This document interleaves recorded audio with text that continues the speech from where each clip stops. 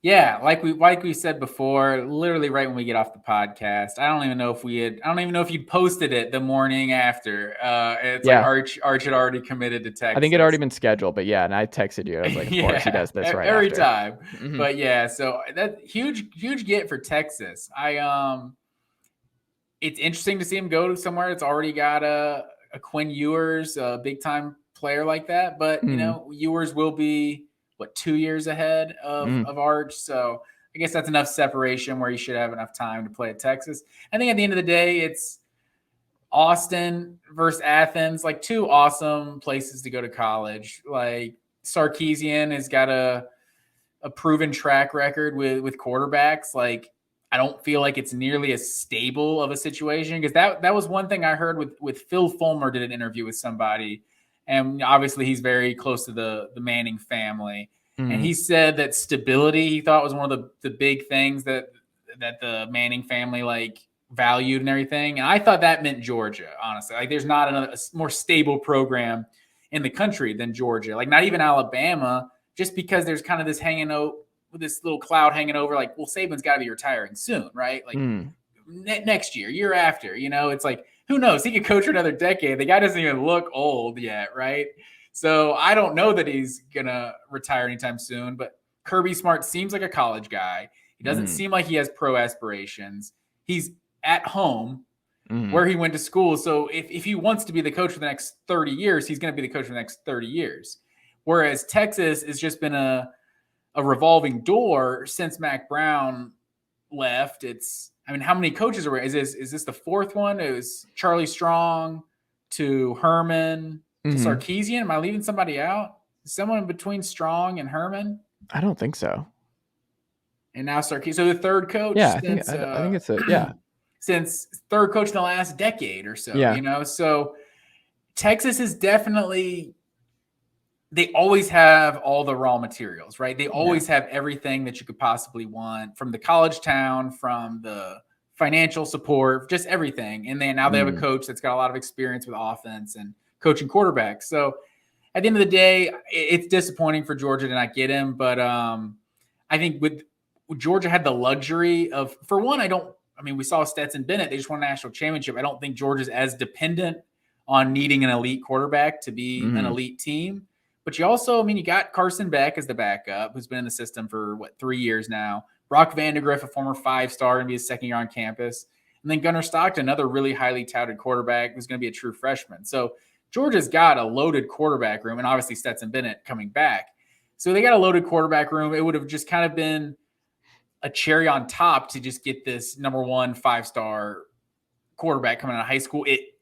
There's a chance it could have just blown up the entire quarterback room if he's good enough to start year one. But it's like, that's a good problem to have if he's better than all the other quarterbacks, right? You'll figure out who the backup is if he's the best one. So ultimately for Georgia, it's a bummer. But I think they're still in a good position with the quarterbacks moving forward.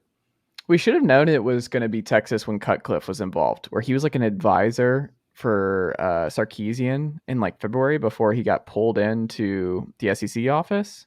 Where it was like once he got intertwined, like that was the kid, like that was the smoking gun right there. Is like get Cutcliffe involved, Peyton's guy, Eli's guy, like that's the Manning guy. Like you bring in the relationships because like you read all the reporting about like why Texas got him because there's no track record yet to success with Sark in Austin. It's just the relationships. Like they did the relationship thing right with Arch. And I don't know, like you the thing about I think where we're at in recruiting now is you can just never have enough. You need to get one every year. You need to have one every cycle because like Tennessee fans are like, oh well, what about Taven Jackson, the 4-star from last year, who arrived early? It's like, how does this affect him with Nico? It's like, well, the main thing now, if you want to be in the big game, is you have to have a new guy every year, and like just to push because chances are someone's going to leave anyway. So the cream rises to the top, right? So whoever is number one, they'll figure it out. The best coaches like that. Don't worry about that. You do not need to worry about having too many quarterbacks in your quarterback room anymore because a lot of them are going to be gone, and the ones who will stay are the guy who works out. Like he'll stay. So I am curious when it comes to this class. Like, there's not really, they don't when you go through the top quarterbacks, looking at this too, Georgia really hasn't put any eggs in any other premier quarterback prospect from this class, right? Like it doesn't seem like Georgia's going to add a 4-star even from the 2023 class, right? Do you see anyone who is it? Is it the Brookwood quarterback? Is he going to are they going to turn their attention to Dylan Lonigan, I think is his name, who's been longtime leaner to South Carolina? Like, I don't know. Like, what do they do?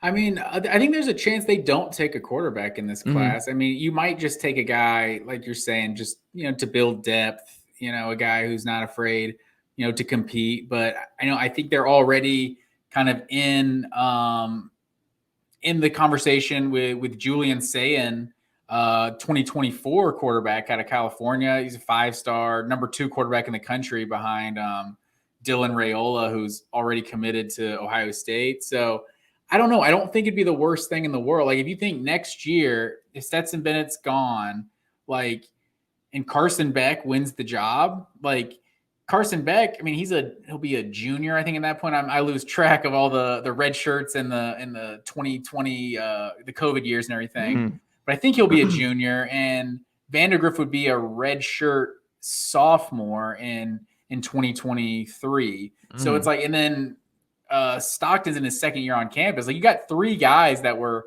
4 or 5-star quarterbacks. So I don't know if it's like, obviously they might not all come back, but I feel like the situation could just be so up in arms that, like, yeah, you might not be starter week 1, but like so far in Kirby Smart's years, 2 of the 6 years Kirby Smart's been there, the guy who started game 1 was the starter for the entire season. So more times than not, it's not the guy who starts game 1. At least it has been so far for Kirby Smart. So injuries happen, different things happen, like bad play happens, guys don't play as well as you expect. So different things happen. And, if Georgia's where you want to be, like, it's a wide open competition coming into 2023. So I don't know that you necessarily need to bring a 4th guy into there, because I think all 3 of those guys are going to come in and think, they can play, but still have enough time to maybe not transfer if they don't play right away in 2023. So you're saying Stetson's not finishing the season as the starter. That's what you're saying, Matt Green.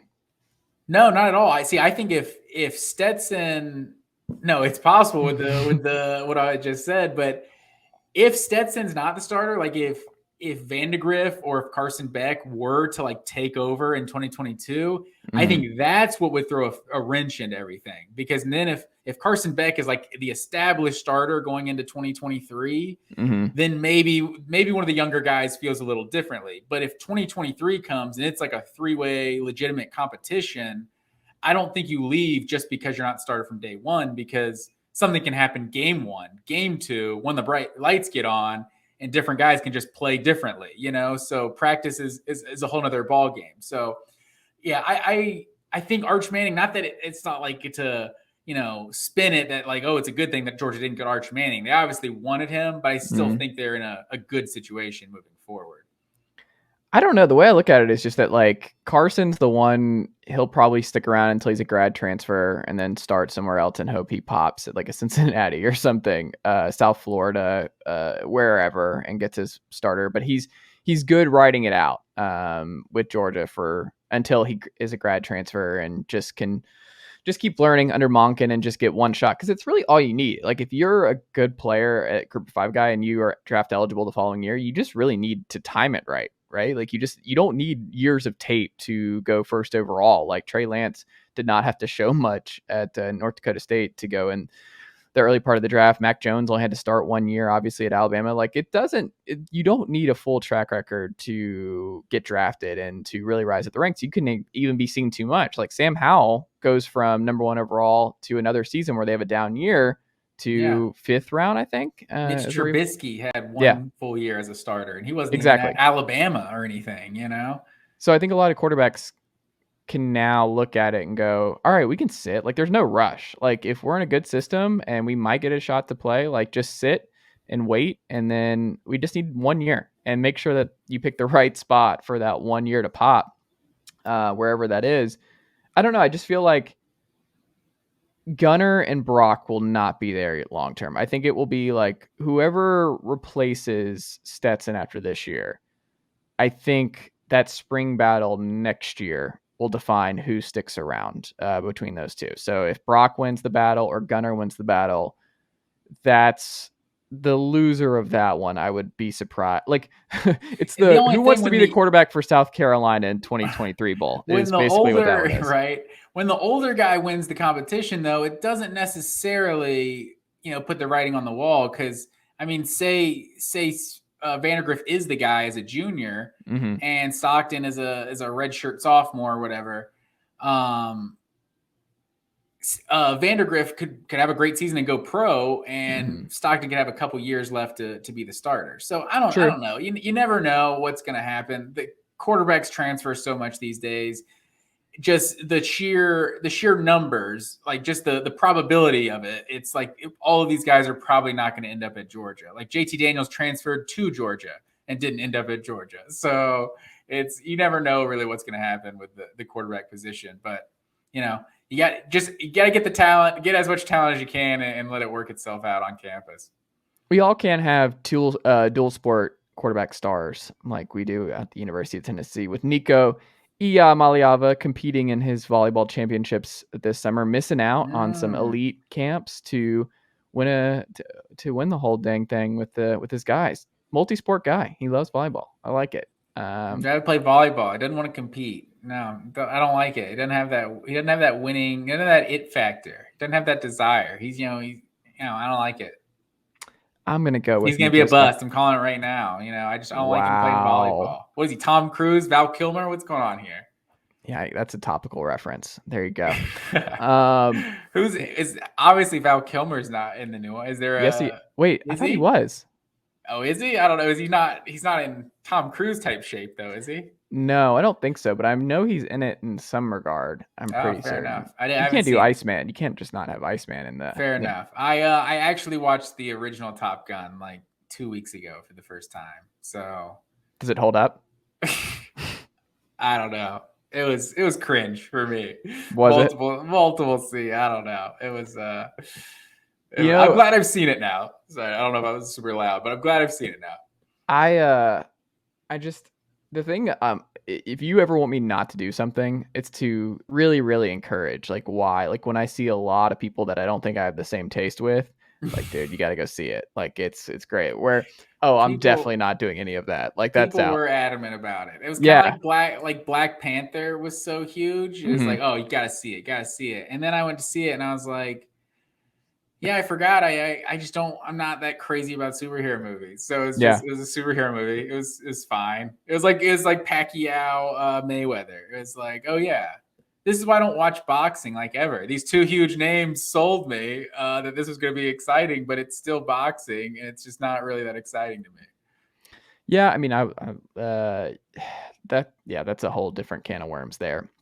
But Matt, you have an idea for what we're going to talk about before I hit you with some June Q&A questions for you. But you have this idea on blue blood programs. Yes, outline sir. it for us. I'm a big fan of this Q&A you got coming up here. But yes, first, so with the Arch Manning thing, I feel like I started to see a lot of just like, oh, obviously he's not going to go to Georgia, that garbage offense.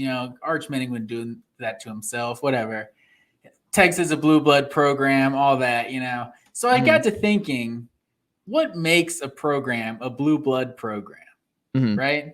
So I Googled blue blood, right? Definition of blue blood, noble birth, right? So you're just born into royalty. You didn't really earn that. You're born into it, right?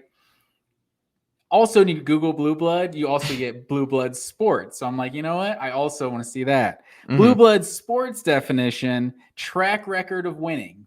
That's basically what it says. So I feel like that's a good thing to go on, track record of winning.